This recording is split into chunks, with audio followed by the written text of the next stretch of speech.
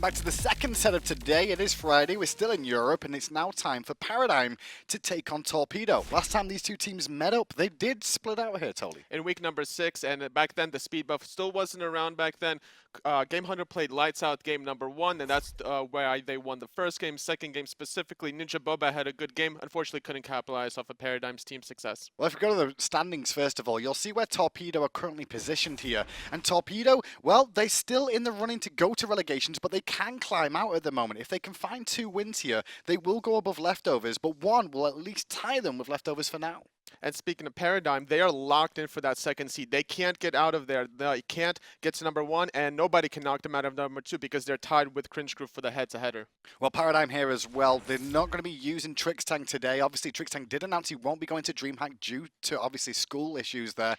So they're looking to use a replacement here. The Trixtank has told me that will be their replacement for DreamHack. So we're going to get our first look at a guy called Callus today, who will be replacing him for DreamHack and this set. And good opportunity for them to actually play with him a little bit and get a little bit of a feel before the DreamHack land stage. Especially right before DreamHack. You have a couple of weeks to prepare. You have to try to fill Trixtank's shoes. He's usually the shot caller Trixtank, and we're going to see if Callus can be able to fill those shoes and lead the team the same way Trixtank was able to. Still a competitive game as well. Torpedo need wins. Paradigm trying to work out their support play to an extent. Let's go in the picks and bans then and see how this is going to begin. Good purification from Zeus. Snipe connected from Korinyo to confirm it.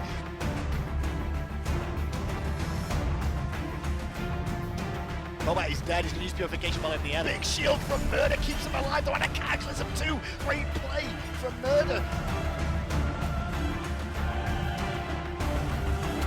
Big ultimate onto Jungle, who gets knocked up as well. Evaporated. Drums of Warcraft and Cherio. Bobat actually to find that one.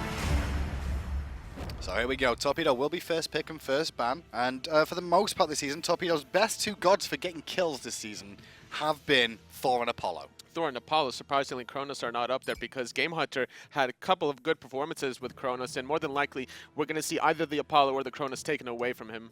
Well, Torpedo ban out Kepri immediately, and in response, Paradigm going to take away the Nemesis from NinjaBobat in the jungle, who did run it last week to some good effect.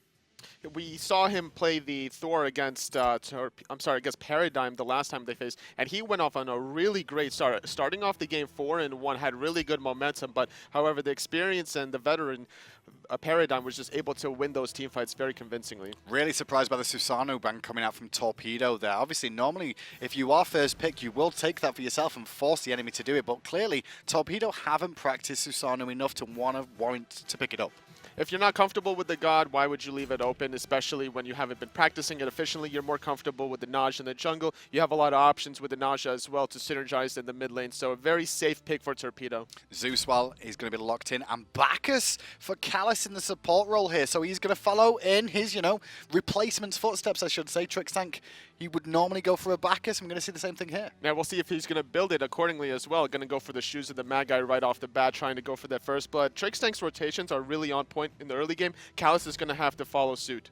And with that Bacchus pick as well, it does defend Zeus a little bit by being ganked by support players, because obviously Bacchus very strong against Zeus with that knock-up to really pin him down, get onto him, and force him into an awkward spot. Janus and Hou Yi locked in for Torpedo. It's a really good setup with the Bacchus. The Janus is going to allow the rest of Torpedo to disengage from any sort of initiation that Bacchus and Zeus will follow up. Last pick will be Guan Yu here. Now, I would say that's a flex pick, but with Bacchus locked in, I expect that to go to Callus here. Guan Yu more than likely for the solo lane as Xaliea, who's gone to it a couple of times this season, and especially in Europe, we've seen a lot more of these healers coming out. Guan Yu very favored right now in a lot of teams, even North America, paying Divion liking the Guan Yu in the support position. Now, knowing Paradigm, it's probably going to be Bacchus support, but hey, you never know. It's also QvoFred to consider, so we might see Bacchus jungle Guan Yu support. That's true, that's true. And also Hercules banned out by Paradigm. Bit of respect there to Moex over in that solo lane. They don't want to have to deal with that. Or an Odin, which would work out very well against the Guan Yu and Zeus. Yeah, Moex being able to get a lot of success with the Hercules specifically. Not too much on the others, especially the Habwa that he's been experimenting with. Worked for him in scrims. Unfortunately, couldn't find the right transition in the SPL games. Talk to me about that as well, because you know more about scrims than I do. And scrims, you try things out, it works. And how often do you actually push those things through into competitive games normally? Is it often that you see crazy picks that work out in scrims all the time get through? If something works in scrims more consistently than not, if you have like at least a 66% win rate with that specific specific god, for example, in the solo lane, then it's definitely worth trying out in the SPL, see how teams adapt to it. Unfortunately for his first appearance, it didn't really work out. Well, QvoFred gone for the Fenrir here, and his Fenrir has been on the upward tilt, I want to say, for QvoFred, starting to favor this jungle a little bit more as the season has gone on, just expanding his god pool once more. But this time we're going to see Moex more than likely picking up the tier here. I like the Fenrir for Paradigm because that's going to allow QvoFred and Lawbster to play very aggressive in the 2v2 early on. The Unchained is going to set up a lot of follow-up damage from the Zeus during laning phase. Geb finally locked in as the final pick here for Torpedo, and that will go over to Murrdurr. So it's back to Paradigm then, looking for their Hunter more than likely for Funballer here. Has gone down the mage route with the Freya before, with the Chrono, so very, very open table for him to pick from here. I like the Geb pick to counter the Fenrir. Whoever the target is going to be for the Ragnarok, that's going to get instantly cleansed by the Geb shield, unless Geb is going to be that specific target. So Paradigm more than likely going to try to exploit the Geb. And Jing Wei getting locked in last for Paradigm's going to leave Funballer for a lot of opportunity to get free farm in the dual lane. Realistically on paper here though, Tolly, both teams seem relatively even. It seems pretty even. I think the strategy for Paradigm is to play very aggressive in the mid lane, have Guan Yu rotate, have Jing Wei just free farm in the dual lane early on, and then rotate once her items come online later on. Well, let's see if Paradigm can get themselves into that mid game in a comfortable position here. Game one's ready. Torpedo versus Paradigm. Xaliea with a good silence, keeping Axios in an awkward position. Tremors are making it come up big. One more hit. He will die as well to Xaliea, who gets a double. Run away, Zeus coming. He got him again! Blind shot in the dark finds the kill.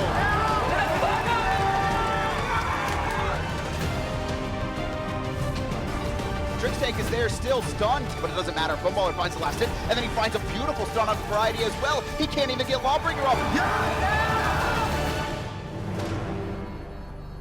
This game match is very important to Torpedo today. Torpedo, they need to find wins to try and pull themselves out of a relegation battle or just get themselves away and a chance to stay in the Pro League without having to fight back through. Paradigm, however, well, they are secure for DreamHack. However, this man on your screen here, Callus, the Bacchus player, will be their substitute going to DreamHack with them, so it's an opportunity for them to get used to playing with him.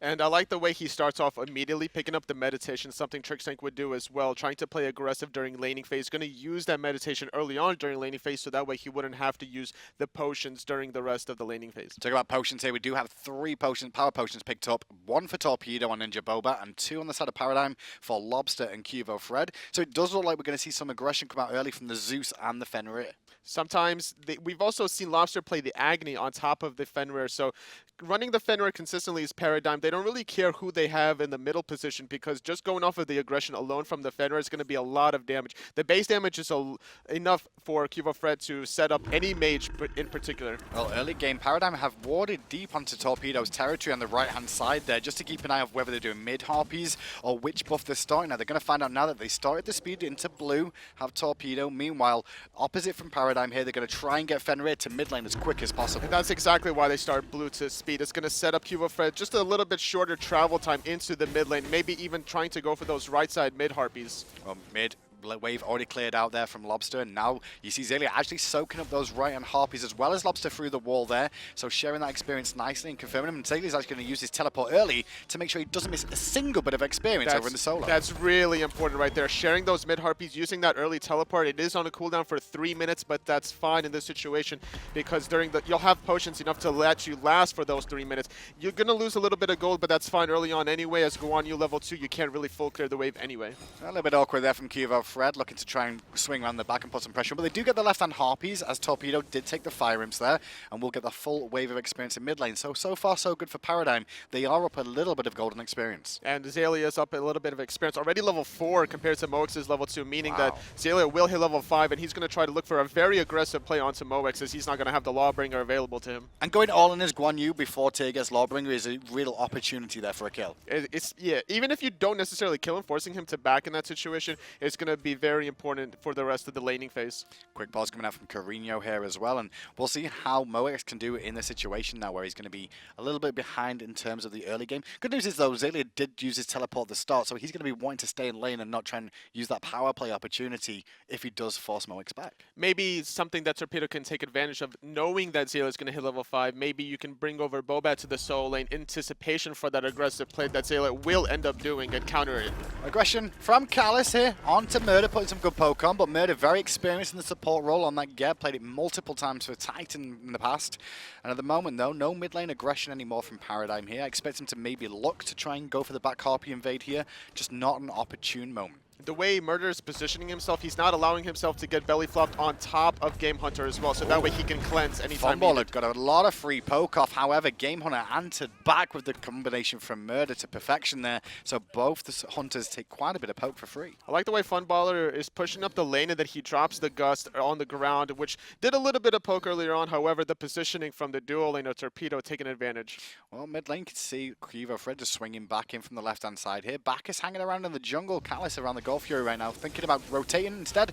Going to stay in lane for now, so no support rotations just yet at 2:30 in, but aggression in mid from Qvo. He is going to find the Ragnarok and force the purification at NinjaBobat, and NinjaBobat going to try and turn it around. Unfortunately, he's not going to find it, and instead, he'll pay with his life. High risk, high reward. Had he catch the Fenrir in that situation, it was a good opportunity because, you know, you're not going to preemptively beads a Naja that doesn't usually follow up the ulti without the stun. Normally, you get the stun and then the ulti, so that would have been a really solid Naja ult if that connected. 3v2 power play coming out from Paradigm here as Torpedo look to contest those fire rims. Paul just off the mark from Korinyo, but Moex will get away from the danger zone there and head back to lane one more time. So nothing else to talk about there as a ricochet actually missed because of this knock-up coming out, but now under the tower, Korinyo will fall to Lawbster. And this is what QvoFred is doing a good job with the Fenrir consistently. Every single game he's run Fenrir, he likes to make these plays in the mid lane, which will put Lawbster in a very good position as well. And in turn, Paradigm should be able to control mid harpies in the future. Yeah, Korinyo and NinjaBobat for this season as well. They've really struggled, the two in the mid lane and the jungle.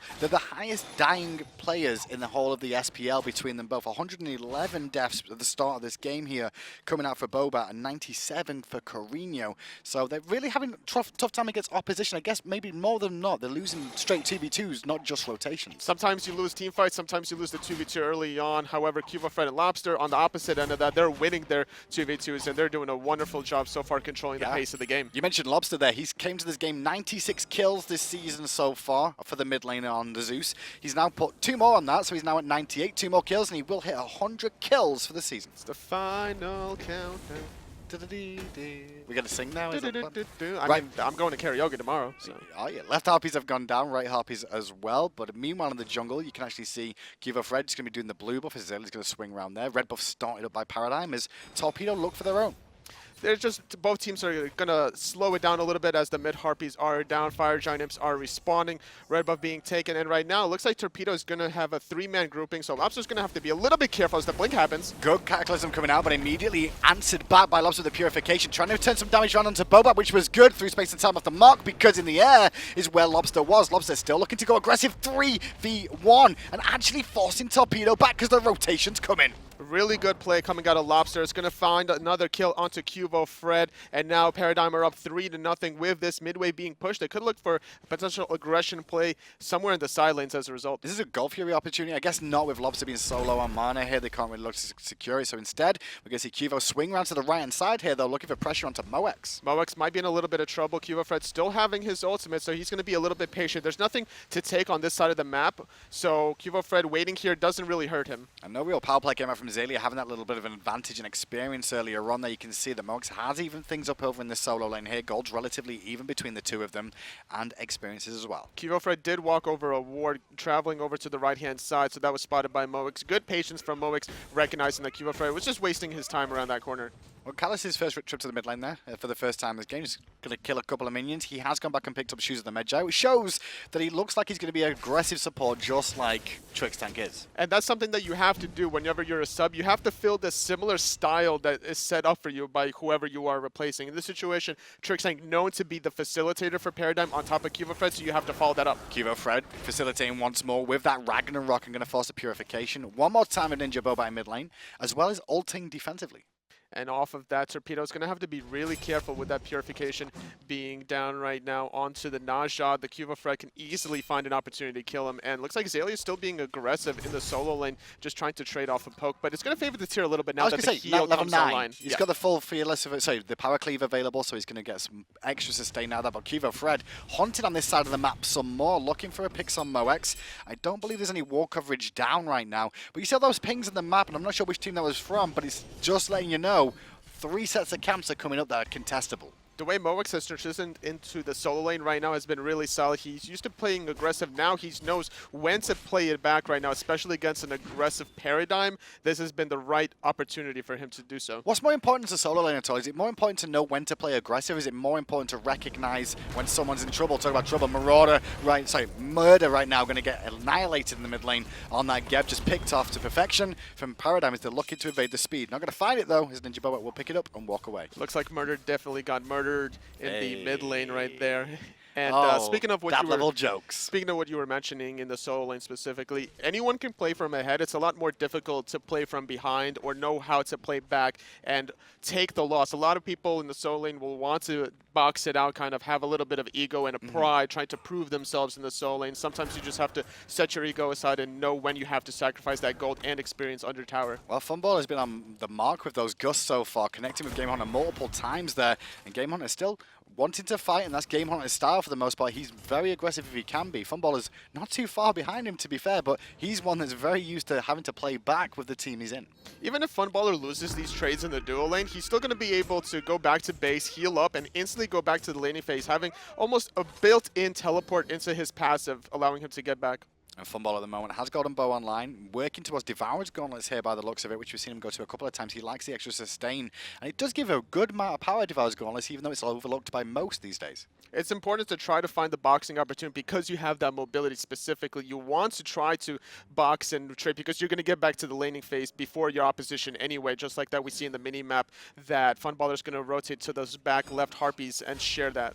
Korinyo level 9 and NinjaBobat level 9 as well in the mid lane. Their counterparts, however, you can see QvoFred is now at level 10 at the same time as we just saw NinjaBobat ding. But level 11 is Lawbster, and now only 1 kill away from hitting his 100 kills for the season. And this is how Paradigm executes so efficiently between their mid-jungle composition. Getting this early kind of a lead gives them the level lead, and then they keep trying to exploit it by looking for good vision control like they're doing right now, and then they're going to look for the next objective play. I like the fact that Paradigm have come into this with a full focus mindset in their mind. They did split with Torpedo in the season, so they want to correct that. At the same time, this is an opportunity to learn with Callus. Get Callus up to speed a little bit more with their playstyle, their standard. Instead of maybe taking it easier or having a bit of fun with the gods, they've gone back to tried, true, tested Paradigm style. Especially with DreamHack right around the corner. Even if Callus wasn't here, you still have to be very serious and very calculating about every decision you make. You want to be in the right position mentally going into DreamHack. Well, no Gold Fury is taken by either team just yet. The Gold Fury is currently warded by Paradigm, though, so they do have some control.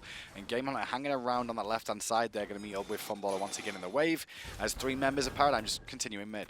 And right now, Paradigm, after clearing the wave, they're going to try to keep playing aggressive right now, look for an opportunity one of the side lanes. It's going to be dependent on if this dual lane is going to be aggressive with each other or if the solo lane. And right now, it looks like Paradigm are going to look to exploit the dual lane. Yeah, Funballer's really looking to land those explosive bolts a little bit more. Now, Callus's rotation here is going to catch Gamehunter around an awkward spot. And the burp was good. However, the flop was just a little bit too late to connect before he could get away. Just a little bit delayed. The Geb shield happened immediately after the stun dissipated anyway, so Gamehunter going to get away from that. And with that, Funballer's going to look to still push out the wave as we have a pretty good ricochet from Gamehunter, just still tagging the melee minions, so it's very difficult to zone a Hou Yi for that reason. Completely true, as well as that, by pushing it, they can now look for this Gold Fury because nobody on the side of Torpedo is in position to defend this. Murrdurr's going to be very late through space and time fight. Cataclysm on the mark, but the Gold Fury really goes to Paradigm, and immediately Paradigm looking to disengage. They take some poke from Korinyo. Bobat's still looking for a pick if he can find it, but he does get knocked up by Funballer, which will stop the situation. NinjaBobat having a lot of mobility with the speed buff, with the threshold from the Janus as well. Unfortunately, couldn't find the right opportunity to stun or use his ultimate to find anybody. Normally, when you lose the Gold Fury in that situation, you want to try to find something in return. Unfortunately, Paradigm just dissipated too fast for Torpedo to capitalize on. Well, supports at the moment with that gold lead in their favor. You can see Sovereignty has been finished by Callus as he heads back to base there as well. So very defensive option. There's a lot of physical to have to deal with on the side of Torpedo here. And meanwhile, Murrdurr looks like he's going towards the heart of the Urchin, which we've seen come out from some. And getting it early, obviously more viable, just because you can get those stacks online. And with that 10.5-minute Gold Fury, Paradigm going to take a little bit of a first advantage. They had a little bit of a experience lead earlier on, but now they're going to have a better gold lead going into sort of the mid-game right now. It's that spike in the graph leads them to about 3,500 gold. It was just a confident slow dip down in favor of them over and over, but then that Golf Fury, like you said, there's a big spike now. The Paradigm have a nice comfortable lead. Void Shield finished for QvoFred in the jungle. We're seeing more and more junglers alternate between going for that or Jotun draft. Especially against the Naja, you want to be able to survive that initial burst damage. Speaking of QvoFred, he might find a kill here. Moex, well, he's under a lot of pressure right now, trying to hold on to his Lawbring as long as he can, knows he's going to get chased down by a Guan Yu, takes the poke from Tele Assault, which is shredding those protections, and the leap was on point from Quvo, which he managed to stack up. QvoFred should be able to confirm this kill potentially here. No, he's going to get tower aggro as Xaliea still going in. Moex did a good job of surviving, but there is a rotation coming from Torpedo. Xaliea gets the kill, however, he's going to be in an awkward position, not having the cavalry charge available. QvoFred, on the other hand, are just going to clear the wave while Xalia's going to fall. Xaliea does fall down. Callus trying to zone Murrdurr away from the jungle. Lawbster and him a little bit late on that rotation, but the forced fight did still go in the way of Paradigm as they forced Moex into an awkward spot, but Xaliea falling down didn't really help. No, you definitely don't want to take the trade 1-for-1 if you're ahead in levels, as Xaliea currently is, favoring Torpedo just a little bit in that situation. Taking a little bit of tower poke, but at the end of the day, it's still worth it. And these two here, Gamehunter just wants to fight over and over again, and Funballer recognizes how strong Hou Yi can be in a 1v1, so he's going to be careful about his opportunities. Nearly landed the third explosive bolt, ricochet off the mark, so an opportunity now for Funballer to go aggressive. Agility's in there, uses Purification Hill, expecting to be lapped on. Sanctuary comes out, Funballer thinking about the airstrike, then you could almost see it in his mind, but instead he'll back away. He just dropped a ward through the wall right there. Wanted to see what Gamehunter was planning, if there was anybody else coming around the corner. Funballer picking up Shell's second relic, used it at the beginning of the engage, as well as the Sanctuary being popped by Gamehunter. So both relics being traded in that 1-for-1 exchange. No kills. I did see that Shell, and I was surprised by that because I saw it go off in the fight and I was like, I'm not sure if that was him who had it, but I can't check at the moment because I'm still trying to see what's going on in the actual fight. I'm pretty sure Funballer every now and then will run Meditation also second, depending on the situation. Aggression again, one hit from death, both of them are now, but Gamehunter's the one out of position, his leap is down, and the rotation from Paradigm comes out, and in the end, Funballer, well, he risked it for a biscuit, but it worked out well because he baited poor old Gamehunter, a bad situation. And this is your mentality that you have to have in the side lanes, whether you're solo or hunter position. You have to recognize if your team is losing in the middle or jungle side, for whatever reason, you have to take into consideration that my opposition might be baiting me here. Well, Torpedo right now in an awkward spot. Xaliea going aggressive here, looking for a pick up NinjaBobat as QvoFred does pick up Murrdurr on the left-hand side there. Stunned is NinjaBobat still, but pressure from Moex is going to help him out. They're looking to pick Korinyo in the jungle there, who just takes the portal route home. Callus a little bit off the mark with that belly flop. And right now, what Paradigm want to do is they want to keep a lot of members from Torpedo here to allow QvoFred to get this tier 1 tower on the left-hand side while still putting pressure on this right-hand side. So it looks like they might get 2 free tier 1 towers. They may indeed, because Korinyo, he has his ultimate available to try and defend one, but at half health, there's not a lot he can do. QvoFred really looking for this left-hand tower. Gamehunter is respawned, coming back over. There's the through space and time from Korinyo, just at the mark. Quvo still in a little bit of trouble there, but good purification will make sure that portal does not cause him any more damage from Gamehunter, who's still trying to run him down. That was very important because the travel time to go through that portal and then back into the ground would have allowed Gamehunter to capitalize off of that opportunity with another CC stun and potentially more damage. So good purification coming out of QvoFred. And good defense from Torpedo in the end. They do manage to keep hold of that tier 1 tower on the left-hand side, which would have seen an even bigger gold swing to 1,000 gold in favor of both those tier 1 towers going down. Gamehunter going to get some poke off on this, but Funballer already in position to defend. Jing Wei using her passive to get back to the laning phase, and Funballer wants to take this trade right now. Well, the explosive bolts all connected there, and Gamehunter feels like he doesn't like this anymore, and I think it was more because the pings came out on Callus, who was making that rotation on the Bacchus. And the mobility on Funballer right now, having the Fatalis online, is going to allow him to be aggressive whenever he wants to, and to disengage if things go south for him. Especially because of agility as well. I mean, if he does get knocked up, technically he can get knocked up by Gamehunter with the leap and the Mark of the Crow. So you can agility off that as well and reposition yourself, which can play against, for the most part, a Hou Yi, who's very good at landing the ricochet straight afterwards. Especially if you get knocked up from the Geb. It looks like QvoFred found a solo kill, or rather a gank in the solo lane on top of Moex. So Moex struggling a little bit, 2 levels behind Xaliea. Paradigm playing really well as the jungler finds place in the duo lane, finding the solo kill earlier on to the Geb, and now another gank onto the solo. And you expected mid-game was where Paradigm would shine, but they got off to such such a good start at the beginning of this game. He's just continued into the mid-game and pushed it even further. QvoFred has respawned, and you can see Funballer is looking around at the moment on the left-hand side, but doesn't feel confident enough just yet. They still have to worry about the Janus and his ultimates. And the way QvoFred and the Fenrir has been playing this early game is setting himself in a beautiful position in the mid-game, not only finishing Void Shield, but now having Shifter Shield on top of that. He's a very resilient, tanky jungler right now, so if Naja is in a 1v1 trade with the Fenrir, there's no way Naja will win. Gamehunter leaps onto his tower, going to get knocked up by that Gus. Good poke damage, and over the wall comes Callus now looking for the Belch, but Gamehunter zones him away with the Suns. However, rotation in the jungle is an awkward one there, as Korinyo is knocked below half health. Murrdurr trying to help out Moex, who's made this rotation too, to try and pick up Funballer. There's no way you can catch Funballer with Fatalis. Moex is going to have to use Lawbringer and disengage right now, as Paradigm is going to put pressure in the dual lane. They could switch to the QvoFred as that is available to them. Meanwhile, in the mid lane position, NinjaBobat's getting that tier 1 mid tower. He will get the tier 1, but it's answered back immediately by Paradigm in the left-hand side with the tier 1 that was on its last legs too. Full minion wave with them, though, with 4 members grouped. Will they look for this tier 2 here? There is 3 here to defend. They don't have to worry about Lawbringer or the Suns from Gamehunter, but Great they're both cataclysm, great knock-up from Murrdurr, but he's taking a lot of poke from Zeus, and Lawbster gets the kill. He'll also take out Moex for the double. Gamehunter has to leap away, and the tier 2 tower is left exposed and alone. just not having that ultimate from the Hou Yi and also the Lawbringer is what allowed Paradigm to play aggressive on the left-hand side. And meanwhile, Funballer pushing the mid lane as well after Nasha had already pushed, finding the tier 1 mid tower and playing more aggressive. Lawbster at 5 kills now. He started this game, like I said, we're looking for his century, and he's now at 101 kills for the season, so congratulations to him. He's in a very small elite club in the Pro League this year. 101 favoring him right now and favoring Paradigm as they start their second Gold Fury right now and getting that without any sort of contested, as Funballer's just going to force the disengage from NinjaBobat. We didn't mention, but Funballer in the mid lane answered back immediately to NinjaBobat, who took that tier 1 tower by getting the one in mid himself after returning from base. So 10-1 is the scoreline now. Gold lead just under 10,000 actually at the moment between these two teams in favor of Paradigm, as they're looking for the red buff and forcing Gamehunter away once again. Looking for the red buff and looking for a very dominant performance as well, making a statement going into DreamHack right now. They went into the Super Regionals last time as the number 2 seed, I believe, and they were the ones who actually defeated Epsilon at the finals. That's true, yeah. It's the only team to actually beat Panthera straight up in a set, in any sort of competitive play since fall split, more than anything else. Which is very impressive because I think, what, did they go undefeated, you said? Panthera's only been defeated by one team since fall split. Since the fall split. Yeah, that was just an amazing performance by them before the fall split. Well, Qvo in the jungle going to steal away those balls. I'm going to call them harpies then.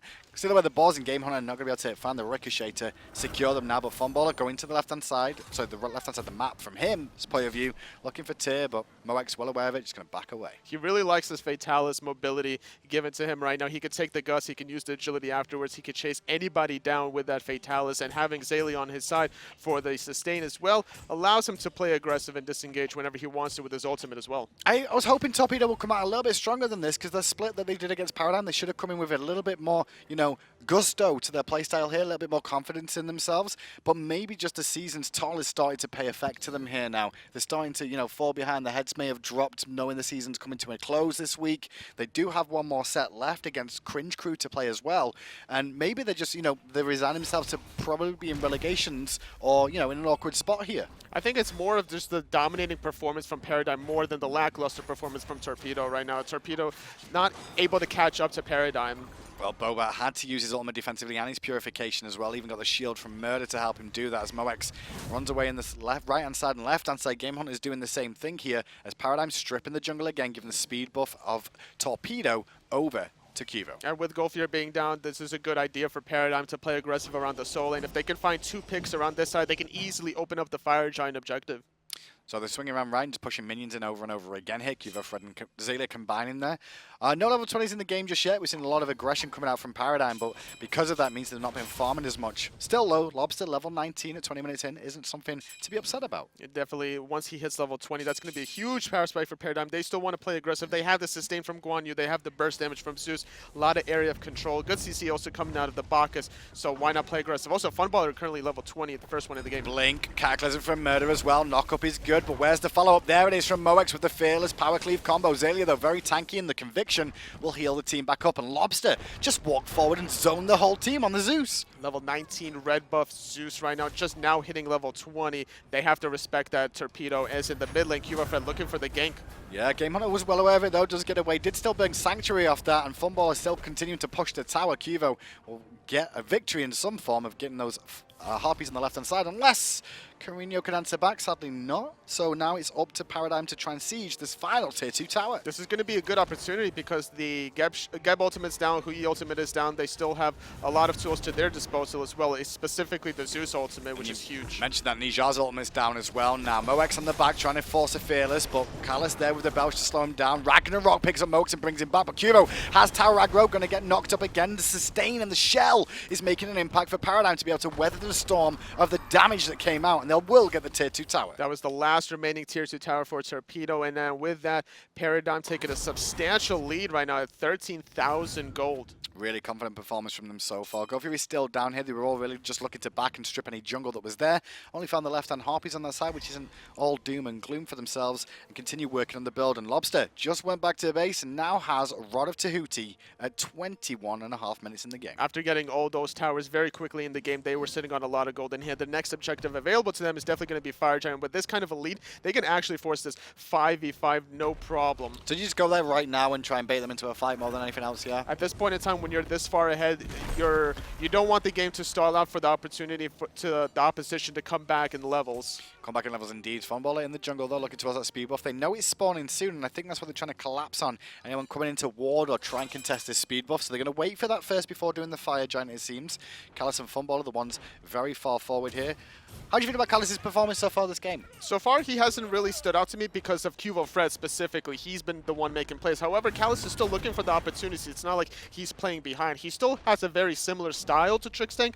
It's just being outshone by QvoFred currently. Well, you'd expect that from such a seasoned pro from Qvo there. Callus trying to create his own just with the Bacchus by standing there. Fire Giant goes the way and the flop hits Gamehunter from him. He's going to get fearless, and Callus in a bit of an awkward situation there. But support has now arrived, and it's Gamehunter that's going to be the first one to fall in this fight. Xaliea gets credit for that kill. Now they're looking for Murrdurr as well, who's surrounded in the roll out there. And there's the ultimate from Callus, which will secure another kill for Lawbster today. And in the back line, finding 2 kills is Lawbster. Very well done. Fire Giant already being taken in a 5v1 situation. Some Phoenixes are definitely going to be taken off the board for Paradigm. They're just going to push in minions. They don't even have to rush things through here. Respawn time is at least another 30 seconds left before Torpedo are available to try and defend them. Only Moex stands between them and any of the Phoenixes at the moment. But it looks like Paradigm, they're not heavily sieging hard here. They've all just gone back to lanes and start pushing them at the same time. I believe they're just going to try to get every single wave pushed up closer to the Phoenix. That way they can get each and every single Phoenix with a wave. They're going to take this first Phoenix without a wave. Zeus is pushing on the right-hand side in the meantime, so they're going to regroup with Zeus. Meanwhile, Jing Wei is pushing out left, and then they're going to regroup on the left-hand side after right. 4 members now on the left-hand side, and we're following along with Callus as Moex is looking to try and defend this, going to try and clear out those creeps, but instead he gets flopped on as the Phoenix does still fall. Moex has to try and get away from this and does so with the Lawbringer, but being chased down as the detonate goes out. Moex will survive thanks to Murrdurr. Meanwhile, left-hand side, we get a fight between Funballer and Gamehunter. Gamehunter got Funballer very low. The Shelly's already out, and Gamehunter may win this one, but no reinforcements have arrived, and the Fire Giant buff is paying off for Funball. The sustain is good, but Moex's initiation, the backline was even better. So far, trading 1 for 1. Left Phoenix still stands. However, you lost 2 earlier on as the Nasha ultimate and Geb ultimate was traded. And Lawbster just left alone here. Callus trying to do what he can to keep him alive, but Lawbster finally does take a tumble in this game, and they do shut him down. But the Phoenixes have all fallen, all but one on that left-hand side, and they're still looking for picks here, Paradigm. 3 for 2 currently in the favor of Paradigm. There is one last remaining Phoenix, and they're going to be able to get it as there's a wave there remaining. There is some fire waves that are about to start flooding into the Titan Room. However, they don't really want to push their luck without having their damage dealers of Lawbster and Funballer. Yeah, well, Fire Giant's going to last a little bit longer for a while for themselves, so why don't head back to base, buy those items, spend that last bit of gold you've earned for yourself, and just come in with all the fire minion waves from all angles and look to close out game 1. I just love the tanky itemization that QvoFred has opted for after the Shifter Shell, going for a Hide of the Urchin already, having a few stacks online available. Lastly, going for the Titan's Bane, and after Bummer's Mass, we'll see what he likes to go. See what he's going to choose there, because he has finished the Titan's Bane, like you said, and another deep into the Jotuns potentially path here, or Brawler's Beat Stick, just for the anti-heal if they need it. depending on what he wants to do. If he wants to stick on the Nausea for the anti-healing, could go for more cooldowns with the Jotun's Wrath, which wouldn't be a bad idea. Either way, it's good for the penetration. Well, either way, he's 5-0-10 on this Fenrir, and he's been getting kills since the beginning of this game. Funballer will take another Gold Fury for his team, though, just while he waits for them all to come back out of base and these fire minions to start funneling down. Funballer's built this game chins into crit as well, so bit of everything here, and you don't really go wrong with crit on Jing Wei. No, you definitely do not. And in this position, she's not going to be able to finish off the Deathbringer in time. There's going to be some fire waves that Torpedo have to defend currently. Fire Giant's going to respawn in about 1:45 right now, but it looks like Paradigm still want to play aggressive and find another pick. They do. Qvo going in aggressive there as well. Callus now joins him. Now, Callus, for you guys at home as well, first for you seeing Callus today, Trixtank averages 9 assists a game in the SPL. Guess what Callus has got? He's got 9 assists. Oh, I'm sorry, I was looking at Lawbster. Yeah, he has 9 assists. So he's doing his job. Yeah. He is actually He is filling the shoes. Trixtank. However, he didn't get first blood this game, so he's not actually doing Trixtank shots. That's true. That's true. Can we see wards placed as well? Because Trixtank normally places an average of 13 wards a game. Oh, he's nearly so close. So close, but like I said, he didn't get the first blood, so just not quite Trixtank status quite yet. Well, Trix may need to watch his back because Callus, well, he seems to be a very similar player. So far, so good for them. They're grouping up now, Paradigm, towards the mid lane here. Funballer actually split in the left-hand side and right-hand side. You can see there's also QvoFred. Callus thinking about flopping in here, just waiting for these fire minions, and here they are now. The last stand for Torpedo is here. Can they do it? That would have been a Trixtank flop for sure through the wall. Just straight away. Straight up through the No wall. hesitation. No hesitation. He trusts his team to go in and follow up in this situation. However, Kayla's more calculating in this position. He just wants to close out the game and make sure that there's no shenanigans going on. Fire minion wave on this left-hand side coming in from Funballer now, just looking to get the minions down, but Gamehunter here to defend a little bit more. And it looks like Paradigm trying to war of attrition this more than anything, just let the Titan do the work for them. But there we go. We see the initiation, the all-in combo, deletion of the Titan. They didn't even look for the kills there. Let's get this one to bed, they said, and that's exactly what they did. Just slowly whittling that Titan away. I like the way they were playing it at the end. Paradigm just getting it ever so slightly, then boom, less than 2 seconds, done. No messing around. So game 2, Torpedo, they still need to win games if they can try and get themselves away from the relegation fight, try and get themselves at least even with leftovers, which could spell a tiebreaker at the end of this season as well for the relegation fight. If all teams can get 11 wins. However, leftovers getting that loss. They're currently 7-18, so only potential for them to get 3 more wins. So there's not going to be a 3-way tie between Dignitas, so Dignitas cannot get relegated.